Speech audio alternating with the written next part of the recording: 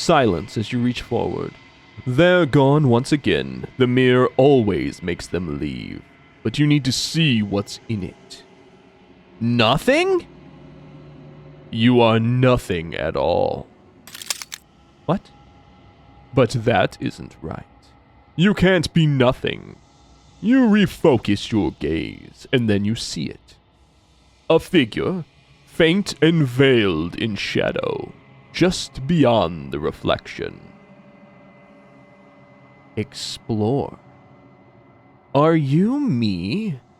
I think you know what I am. You're the narrator! Ooh. I do know what you are. You're the one standing behind us the entire time. A crack slides down the center of the mirror, splitting the image in the glass in two.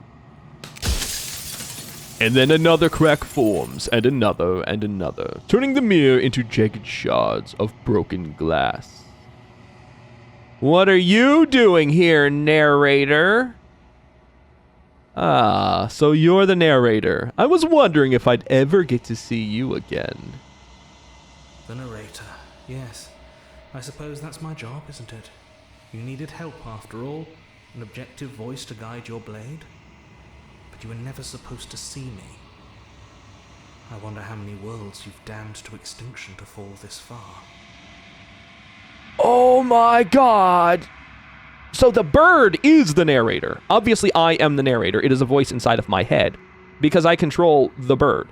But looking in the mirror, we realize that we are the narrator and we are in conflict. And this is something that I kind of want to talk about and what I was kind of thinking. I believe that each aspect of the person and each aspect of each individual in this game, every bit of it, even Cthulhu, is an aspect of ourselves. It is a reflection upon ourselves, and it is massively metaphorical. The narrator obviously was always part of us. And that's why the narrator had the ability to change what we do, to affect the outcome, and to even describe things. Because it wasn't as things were, and that's what the narrator is missing here. They say an objective voice to guide your blade. They're objective in what they see and what they know, but they are not objective as far as the world goes. Everything is subjective because you can only describe things based on your perspective of reality, and that's what the narrator was doing. What the narrator saw, thought, and imagined, that's what happened. It had nothing to do with what actually was happening and what actually happened. And see, that's also why the world could change, why it could look so drastically different. I think that's kind of what the narrator was doing. Just trying to make logic and reason out of things that they could not understand. Oh, more shattering, huh? Are you continuing to shatter this? Do I only get certain questions? Because I want to know all of this. What is this place? Where are we? I need to know that. That's important. A construct. A construct? It was supposed to keep the two of you trapped here until the job was done. And it was supposed to guide your hand to help you see things through. What? Then why has it been lying to me? If that's what its job was. Or maybe not lying to me. It's seeking something. It's seeking a body. Why is that? The construct you're in exists in every world at once. Any time you failed, any time you thought yourself dead, it would restart and shunt both you and her into a new world. Okay. But you're waking up to your true nature now. It won't be able to work like that anymore. I guess. Then why would the... I think you got your if and your and statements in whatever program you designed this in wrong. You're supposed to have it set up where if I win, this whole thing stops. Because there were moments where I would win instantly. Why not just have it set up where if both of us die, everything ends? I could make a heroic sacrifice of myself. Because in those moments, I was dead, but so was the princess. Do you need me alive because you're part of me? Let's ask this one. Whenever I've tried getting answers out of you before, you've been absolutely impenetrable. Why are you suddenly so Her open? nature is to become what others perceive her to be. If you actually knew what she was, if you knew her capabilities, a single intrusive thought could have instantly ended the entire world. Oh. I thought that was something that I knew what was happening, if that makes any sense. So I picked up on the fact that the princess, especially after the one where she was like screaming and hollering and didn't really know how to use a knife, I picked up on the fact that the princess changed based on what I did. I knew that based on my perception of the princess, that's what the princess became. Soon I'll be gone entirely, and you'll be left alone with your final choice. So allow me to make my final request. Okay, go ahead. The princess contains death itself within her, but I wove you into being with all the power you need to destroy her forever. Do it. Slay her, and rid the world of death and suffering. The narrator constructed us out of themselves. Don't know how they made us so darn powerful, even though we seem very weak. They constructed the narrator, which was their subconscious, and they constructed us from their physical being. And they filled their physical being with enough power that not only could we destroy the metaphorical princess, but they somehow lassoed death, suffering, seems like time. They're all contained within the embodiment of the princess, and they put themselves in there as someone who can destroy this. So if I destroy the princess, death, all death, everywhere, it seems like, will be gone. So it's not necessarily that the princess will destroy the universe all in one go, and that's kind of what I suspected. So I'm not stopping all of the evils in the world by destroying the princess. I'm just stopping the loss. Because if I could stop all of the evils in the world, hot dang, give me 2 stabby swords. I'll dual wield them. But this isn't that. This isn't all evil goes away. This is just the loss. As the final fragment of glass shatters, you see yourself with newfound clarity. The narrator was right. You are the Long Quiet, a vast and nascent god, and it is finally time for you to wake up. All of this is you. Proceed to the cabin one last time. I knew it! I knew this was going to be... Oh, where are you? Where are you? Oh, well now. Uh-huh. Hey, what's up?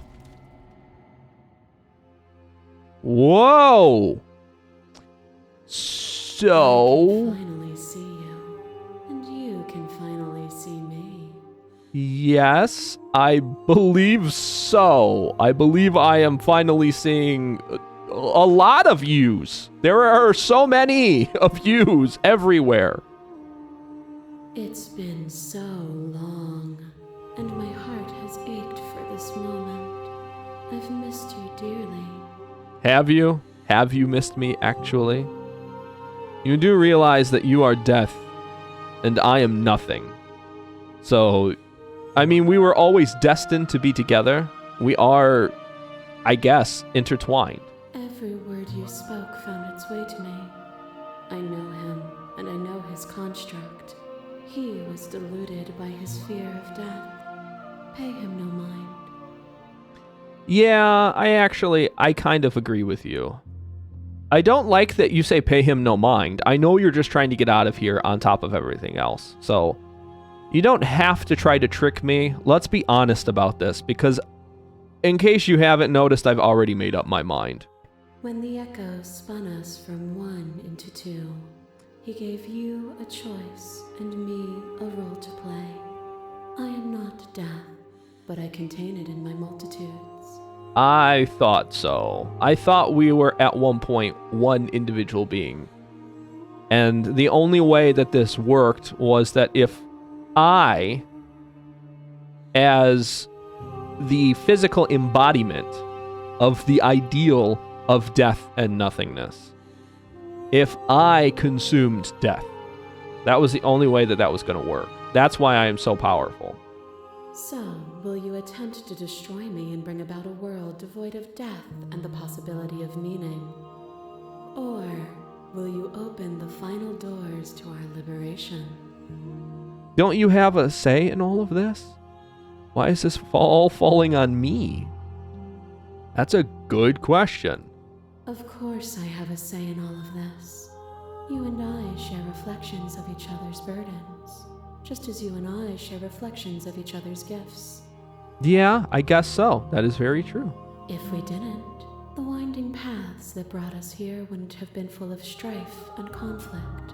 Yeah, probably not. Especially since, obviously, you and I are very strong individuals. Violence and passion are dances that both of us know well. Yeah. If this is what it takes to enlighten you, then so be it. Wait, what? The sensation of bleeding and sweating and breaking and mending and dying and living comes back in vivid color. Oh, God. Okay, yes, it does. You feel the shame of 100 deaths and the pride of 100 conquests. All of the peaks and valleys weaving themselves into a single tapestry, free of beginning and free of end. Oh my God. We're reliving all of the different princesses. Do you remember when we killed each other with such fervent passion that death itself no longer sat on our shoulders? Yes, I do. In fact, it totally makes sense why we're able to conquer death in those moments. A picture of a life and a picture of a life and a picture of a life. How deep must repetition still our movements, until even the air we breathe is stale? Oh, right? You doused the flames of false devotion, and in my despair you lifted my chin, and the two of us danced beneath the stars. Right. And that's what life is. Of course there's life, there's death, there's beginning, there's end, there's sorrow and happiness. Of course. But life also exists outside of that.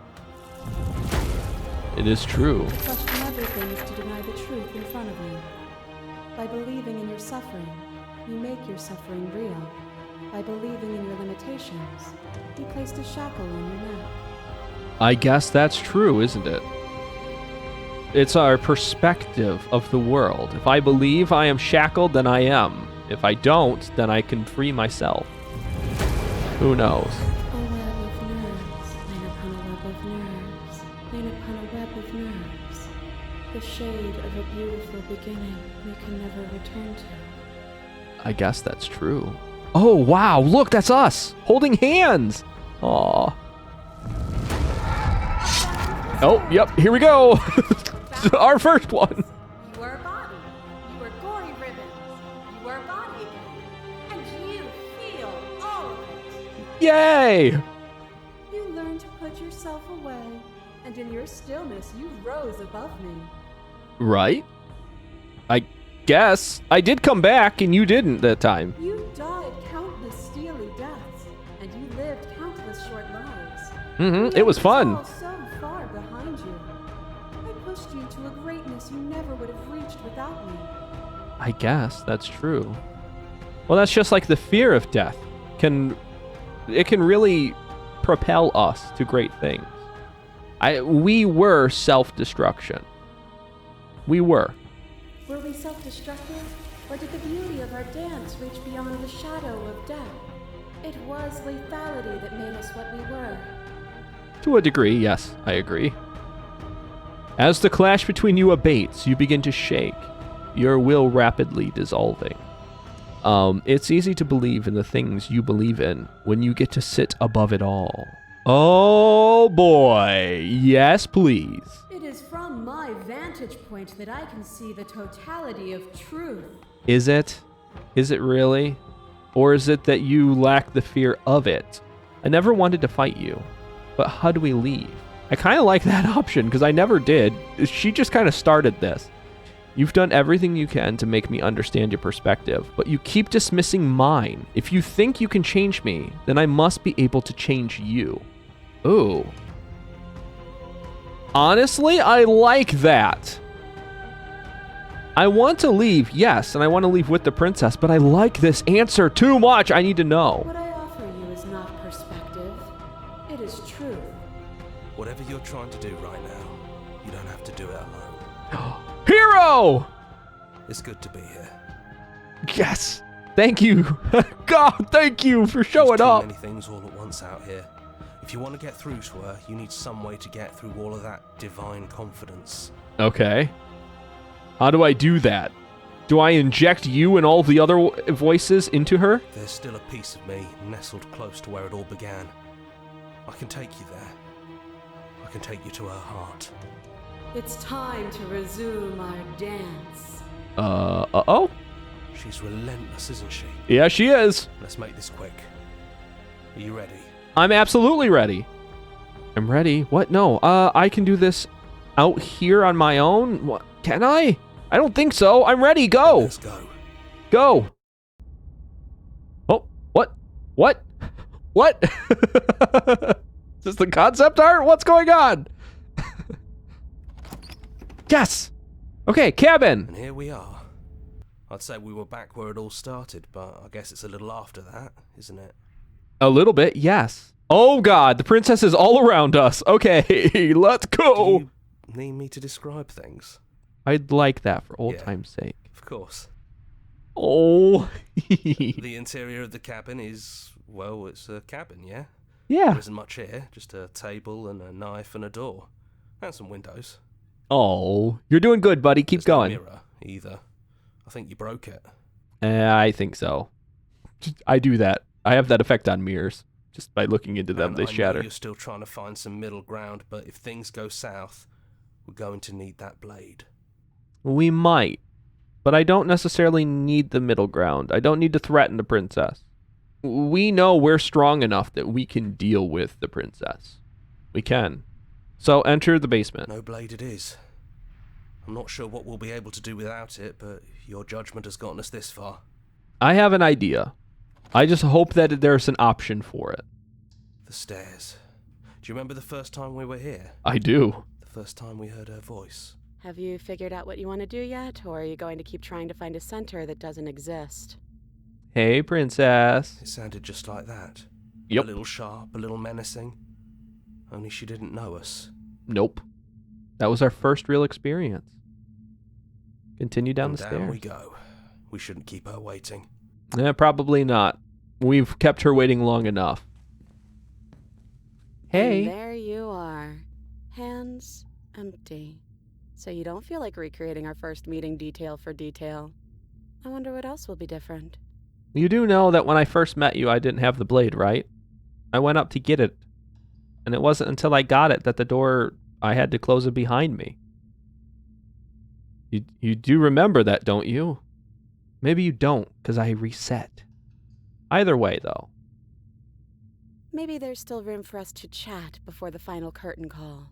What do you say? I would like that, actually. Sit with her. Oh, it's so good to finally see you again. Right back at you. In a way, it hasn't been much time at all, but it feels like it's been forever since I've seen you. Thanks for coming back. You're welcome. I'll always come back. So, I'm sorry for all the times I've hurt you. The first time we met, I stabbed you to death. Yes, I vividly remember that one. Sure, you stabbed me first, but who cares? We both took things a little far. A little? You turned into all blades. That's You know, very when far. she puts it like that. So now that we're here at the end of everything, can you finally tell me your name? I never had one. Oh. And do not call me the Shifting Mound. Oh. It's too much. Yeah, I guess it is a little much. I didn't know what else to call you though. But I've always been a princess to you, right? Yeah. So why don't we stick with that? Okay, fine. Princess. And as for you, well, hero works for me. I don't care if she is lying and deceiving us. That's sweet. Oh. But that's me. Oh, that's you, I guess. You know, I think I like that. Right? I mean, that we are the hero in the end, together. None of this was ever really fair for either of us, was it? No, It really wasn't. No. But just because it hasn't been fair doesn't mean that it hasn't been worth it. I'm really glad I got to know you. Aw. I feel the same way, Princess. I really do. Okay. What do you think of her? What she wanted us to be? I don't think she's the sort of thing you can really disagree with. I It guess. doesn't matter if she's right or wrong because she exists. She's this big, unrelenting force, and there's no arguing with her. Boy, that is so honest. That cuts right to the heart of the matter. I love that answer. But I guess that was the question out there, wasn't it? And it was the question before you came down here, too. Should she get to exist? I think so. I'm glad you didn't bring that knife with you. I mean, what would be the purpose of the knife? And like I said earlier, I don't really want to be her. I think I just want to be me. Me too. I want you to just be you. Yeah, I'm happy not to be everything. Just being us is plenty. Exactly. What if we just leave? Do you know where this cabin is? Because I don't. No. I don't even know what's supposed to be outside other than us. What would even happen if we leave? What would that even mean? I don't know. That's why we have to do it. It's all part of the exploration. It's the journey. It's the adventure. It's what makes life worth living. Being able to hold each other's hand and step into the unknown, into the nothingness that we know nothing about, and see for ourselves. At least I think. Oh my God, I have to do it. I have to. I just said that, so let's do it. I don't know, but I've always wanted to leave with you. I just didn't like being a god. I want to walk through that cabin door as we are, just you and me. I want that too. Don't lie to me, just tell me if you do or don't. I don't care either way. I think I'm gonna stay right here.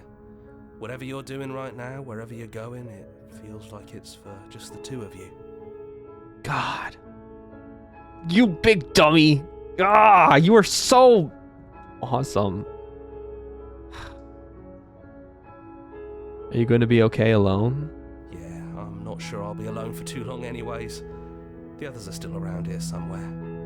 I'll find them. That's good. Say hi to Stubborn for me if you don't mind. Kick Smitten in whatever is the most painful spot on a disembodied voice.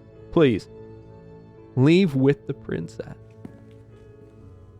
Hands clasped together. You and the princess leave the basement behind for the very last time. It's quiet as you ascend, a comfortable silence, filling a space that used to be flooded with violence and words and noisy thoughts. But there is an energy in the silence, an electricity, the anticipation of the unknown.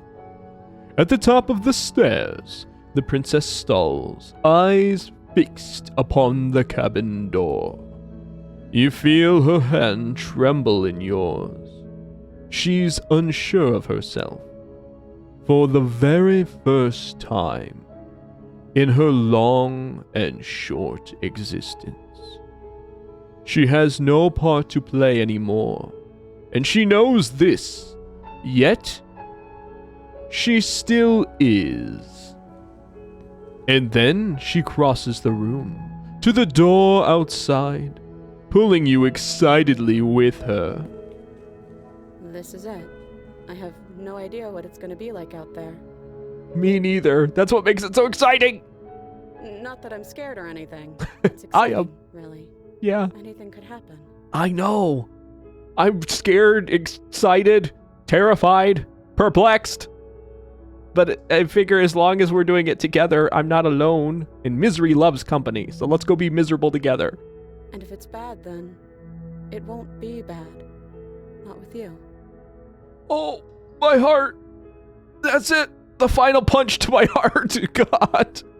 I mean, we've been through a lot. Do I say I love you? That's a little much, I think. Neither of us knows what it's going to be like out there. We've been through so much. Obviously, we could be in love. I don't know, but it feels like it's too soon. Oh, okay. Neither of us knows what it's going to be like out there. No, let's just ask. Heroically. Are you ready? Of course I am. Are you? Oh, she's blushing. Yes, I absolutely am. Together! Oh, that's cute! Oh my god, that's so cute! Wow, created by Tony Howard. Okay, all of the people who worked on this. Good job! That's amazing! And I always I geek out about some games. I really do. But God, this is probably one of my favorite games I have ever played. Ever! I am dead serious. This was such an amazing experience. And I'm so happy to get to share the experience with all of you. Even the people who've kind of seen it before and were kind of leading me down certain paths, I really appreciate it because that's, I think, one of the greatest things that you can do with a game, especially like this, is share it with one another and share the experience and the feelings. And I am so happy and so lucky to do that. So thank you all so much for following along with this one and for watching this to the, honestly, I would have said a bitter end, but it's such a sweet end. So yeah, thank you. And I'm going to have to figure out what the heck I'm going to play after this because I don't think anything is going to compare. But I'll figure that one out in the next episode. So remember to take care and goodbye.